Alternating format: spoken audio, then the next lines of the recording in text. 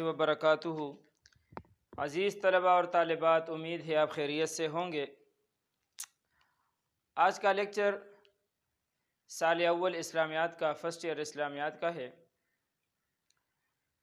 بنیادی عقائد میں سے پہلا ٹاپک جو ہے وہ ہے عقیدہ توحید۔ بنیادی عقائد۔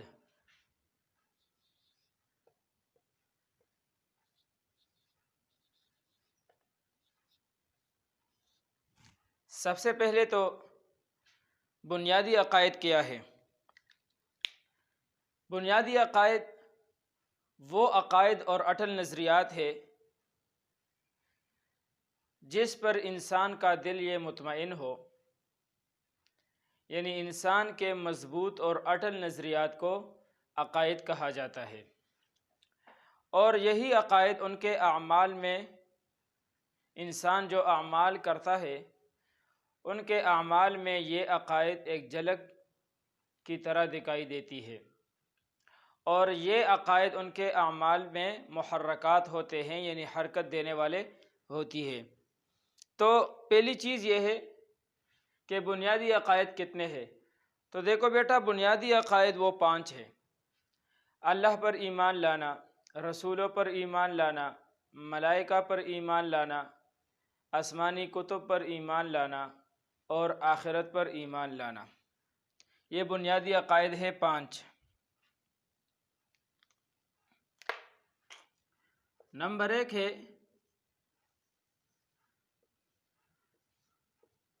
اللہ پر ایمان۔ نمبر 2 ہے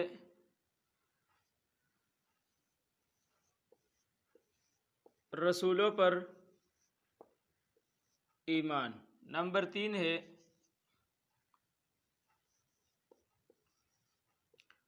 ملائکہ پر ایمان۔ نمبر 4 ہے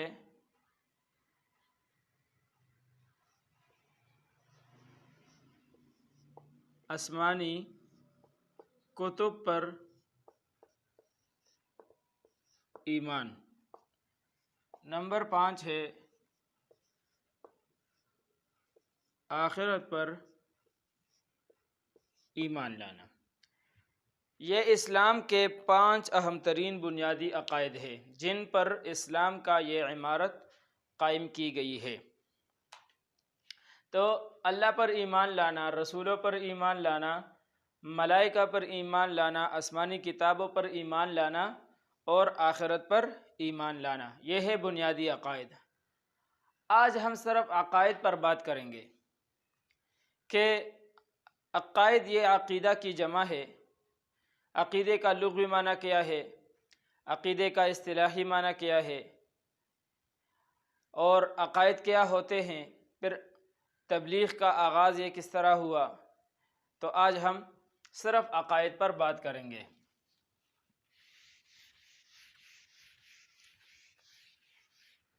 تو آج کے لیکچر میں جو اہم نکات ہے، اہم نکات،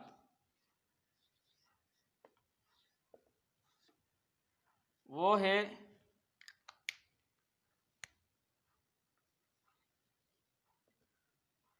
عقیدے کا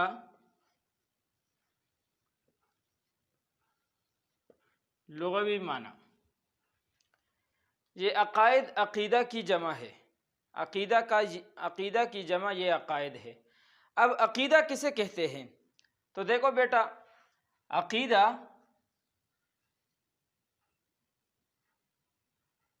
لفظ عقد سے بنا ہوا ہے۔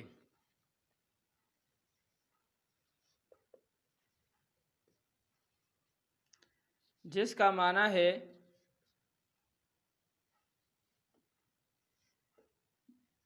باندھنا یا گرہ لگانا۔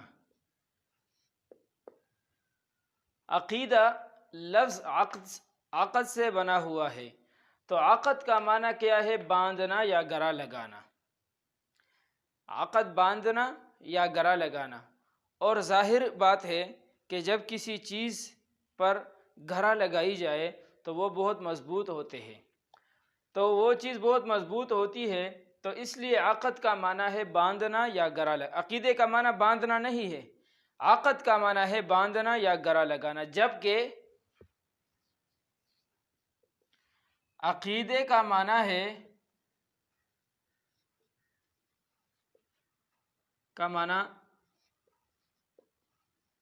باندھی ہوئی چیز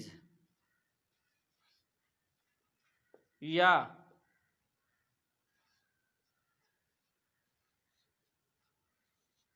گرا لگائی ہوئی چیز، یہ ہے عقیدہ کا لغوی معنی۔ یہ میں منشن کرتا ہوں، یہ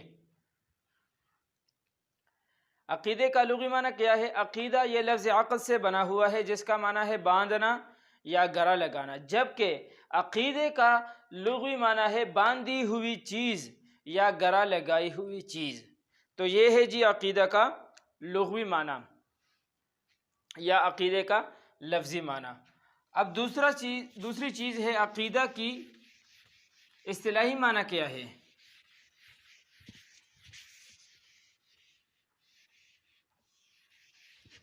یہ تو ہو گیا لغوی معنی۔ عقیدے کا اصطلاحی معنی کیا ہے؟ عقیدے کا اصطلاحی معنی انسان کے مضبوط اور اٹل نظریات کو عقائد کہا جاتا ہے۔ جتنے عقائد مضبوط ہوں گے اتنے ہی اعمال اور بنیاد بھی مضبوط ہوگی، اور جتنے عقائد وہ کمزور ہوں گے اتنے ہی اعمال بھی کمزور ہوں گے۔ تو اس لیے مضبوط اور اٹل نظریات کو عقائد کہا جاتا ہے۔ انسان کے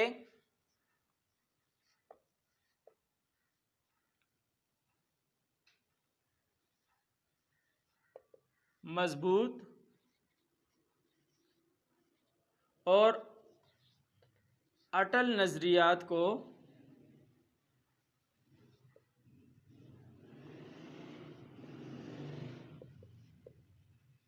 عقائد کہا جاتا ہے۔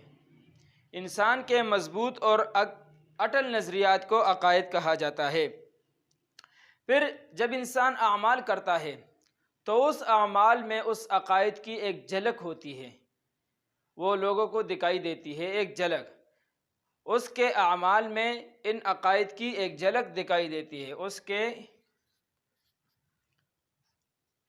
اعمال میں ان عقائد کی ایک جھلک دکھائی دیتی ہے۔ یعنی جب انسان اعمال کرتے ہیں، جو بھی ہو، جب لوگ اعمال کرتے ہیں یا انسان اعمال کرتا ہے تو اس اعمال میں ان عقائد کی ایک جھلک دکھائی دیتی ہے، اور یہ عقائد اعمال کے محرکات ہوتے ہیں۔ یہ عقائد اعمال کے محرکات ہوتے ہیں۔ محرکات معنی حرکت دینے والی چیز۔ یعنی جب عقیدہ مضبوط ہو تو پھر انسان نماز بھی پڑھتا ہے اس عقیدے کی وجہ سے، کیونکہ اس پر اللہ کا ایمان ہے، اس انسان کا اللہ پر ایمان ہے۔ تو عقائد مضبوط ہے، جب عقیدہ مضبوط ہو تو پھر وہ اعمال حرکت میں آ جاتی ہے اس عقیدے کی وجہ سے۔ تو محرک کون ہے؟ وہ عقیدہ ہے جس کی وجہ سے انسان اعمال کرتا ہے۔ تو یہ ہے بیٹا عقیدے کا اصطلاحی معنی کہ انسان کے مضبوط اور اٹل نظریات کو عقائد کہا جاتا ہے۔ جو پختہ نظریہ ہو، پکا نظریہ ہو، اس کے اعمال میں ان عقائد کی ایک جھلک دکھائی دیتی ہے، یعنی اس عقائد کی وجہ سے وہ انسان اچھے اعمال کرتا ہے۔ یہ عقائد اعمال کے محرکات ہوتے ہیں، حرکت دینے والی چیز ہوتے ہیں، ان عقائد کی وجہ سے وہ انسان اعمال کرتا ہے۔ یہ ہو گیا جی عقیدے کا اصطلاحی معنی۔ اب ہے جی عقیدے کی مثال۔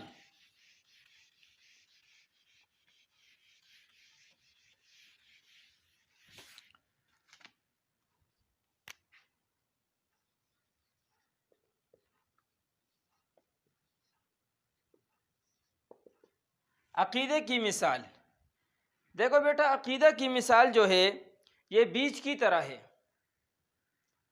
جس طرح ہم بیج زمین میں ڈالتے ہیں تو اس سے پودے نکلتے ہیں، پودے اگنے لگتے ہیں، اسی طرح یہ عقیدہ بیج کی طرح ہے، اور اس کا پودا جو ہے وہ انیک اعمال ہے، وہ اعمال اس بیج کا پودا ہے۔ تو ظاہر ہے کہ اگر چاول کا بیج ہو تو چاول ہی اگے گا، اور اگر گندم کا بیج ہو تو گندم ہی اگے گا۔ اسی طرح اگر اچھا اور اٹل نظریہ اور اچھا عقیدہ ہو تو نیک اعمال بدن سے ظاہر ہوں گے، صادر ہوں گے، اور اگر برا عقیدہ ہو تو بدن سے خراب اعمال صادر ہوں گے۔ تو عقیدہ کی مثال جو ہے یہ بیج کی طرح ہے۔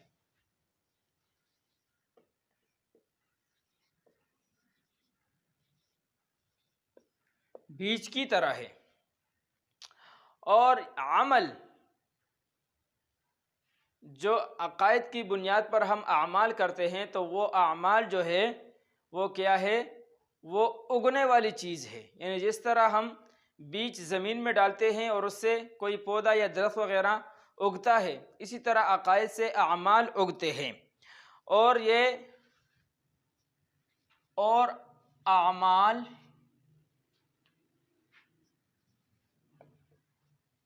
اگنے والا پودا ہے۔ یعنی ان عقائد سے اعمال صادر ہوتے ہیں۔ تو عقائد کی مثال بیج کی طرح ہے، اور اعمال کی مثال یہ اگنے والا پودا ہے۔ اور پودے میں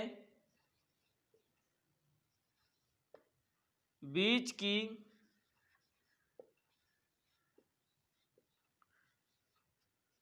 خصوصیات ہوتی ہے۔ اگر گندم کا بیج ہو تو گندم ہی اگے گا، اگر کوئی پھل یا فروٹ کا بیج ہو تو وہی اگے گا، اگر چاول کا بیج ہو تو وہی اگے گا۔ تو پودے میں بیج کی خصوصیات ہوتی ہے۔ اب دیکھو بیٹا، یہ تو ہو گیا عقیدہ کی مثال۔ اب چوتھی بات کیا ہے؟ تبلیغ کا آغاز۔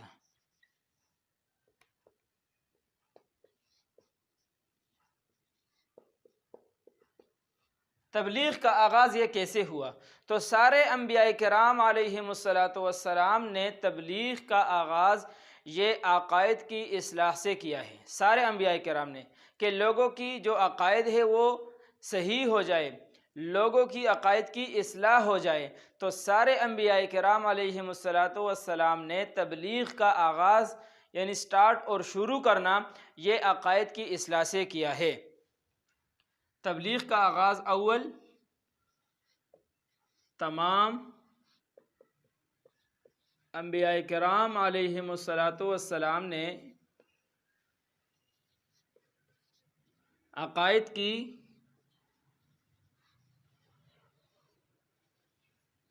اصلاح سے کیا ہے۔ یہ تبلیغ کا آغاز ہے کہ تمام انبیاء کرام علیہم السلام نے تبلیغ کا آغاز یہ عقائد کے اصلاح سے کیا ہے۔ یعنی پہلے عقائد ٹھیک کرو، اس کے بعد اعمال شروع کرے۔ اگر عقیدہ غلط ہو تو پھر اعمال کیوں کرتے ہو؟ عقائد ٹھیک کرنا ہے۔ تو یہ ہو گیا جی تبلیغ کا آغاز۔ اب آخر میں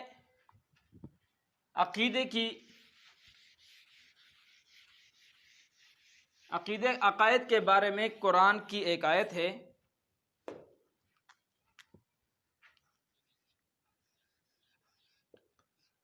وَلَكِنَّ الْبِرَّ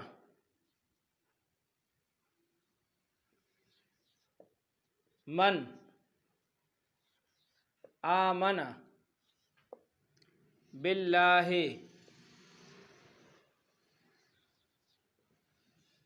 وَالْيَوْمِ الْآخِرِ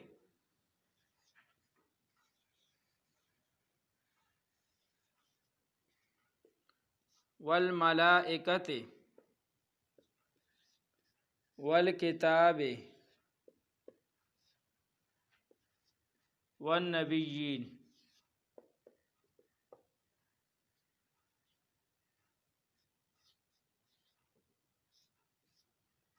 یہ ہے جی الآیہ، آیت ہے، یہ پوری آیت نہیں، یہ آیت کا ایک ٹکڑا ہے۔ وَلَكِنَّ الْبِرَّ، اور اصل نیکی تو یہ ہے کہ من آمن باللہ، جو اللہ پر ایمان لائے، والیوم الآخر، قیامت پر ایمان لائے، والملائکۃ، فرشتوں پر ایمان لائے، والکتاب، کتابوں پر ایمان لائے، والنبیین، اور تمام انبیاء کرام علیہم السلام پر ایمان لائے، تو یہ اصل عقیدہ ہے، اصل نیکی یہ ہے۔ تو دیکھو بیٹا، ایک بات یاد رکھو، اگر کسی کو یہ متن لکھنا آتا ہے عربی میں تو پھر تو پیپر وغیرہ میں یہ لکھنا اچھی بات ہے۔ اگر نہیں آتا تو پھر اگر صحیح ترجمہ آتا ہو، بالکل صحیح ترجمہ، الفاظ کا صحیح ترجمہ آتا ہو، تو پھر ہیڈنگ اس طرح دے دو، ترجمہ۔ اگر صحیح ترجمہ معلوم نہیں ہے، مفہوم اور تشریح معلوم ہے، تو پھر ترجمہ نہیں لکھنا ہے، پھر ہیڈنگ میں مفہوم ہی لکھنا ہے۔ تو پھر اگر ترجمہ میں کوئی کمی بیشی ہو جائے تو پھر معافی ہوگی، لیکن اگر ترجمہ لکھ لیا تو پھر ہو بہو ترجمہ ہی کرنا ہے۔ تو آج کے لیے اتنا ہی کافی ہے، یہ بنیادی عقائد پر بات ہوئی ہے۔ تو اس کے لیے میرا چینل جو ہے صوت الاسلام، جو اوپر لکھا ہوا ہے، اس کو سبسکرائب بھی کیجئے، لائک بھی کیجئے اور شیئر بھی کیجئے۔ تو نیکسٹ لیکچر کے لیے